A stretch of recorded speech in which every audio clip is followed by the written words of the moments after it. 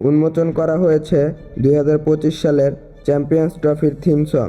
সব দেশেরই 15 সদস্যের দল ঘোষণা করা হয়েছে। বাংলাদেশেরও 15 সদস্যের প্রাথমিক স্কোয়াড ঘোষণা করা হয়েছে। 15 সদস্যের প্রাথমিক স্কোয়াডে নেই সাকিব আল হাসান। সাকিব আল হাসান দলে না থাকলেও চ্যাম্পিয়ন্স ট্রফির থিম সঙ্গে রয়েছে তার নাম। মূলত সকল দেশের সেরা সেরা খেলোয়াড়দের নাম নিয়েই বানানো হয়েছে এই গান। সেখানে নেওয়া হয়েছে সাকিব আল হাসান সহ মুস্তাফিজুর রহমানের নাম। তার মাধ্যমে বোঝা যায় সাকিব আল হাসানকে চ্যাম্পিয়ন্স ট্রফির দলে না রাখলেও তার নাম দিয়ে চ্যাম্পিয়ন্স ট্রফির গান বানানো হয়েছে। এর মাধ্যমে তাকে দলের জন্য ইম্পর্টেন্ট কত তা অবশ্যই বোঝা যায়। আর থাকবেই বা না কেন, কারণ সাকিব তো বিশ্ব সেরা, সেরাদের সেরা, ফাদার অফ অলরাউন্ডার। সাকিবের নাম থাকাটা স্বাভাবিক। এখন শুধু সময়ের অপেক্ষা। দেখা যাক শেষ পর্যন্ত সাকিব আল হাসান দলে জায়গা পায় কিনা।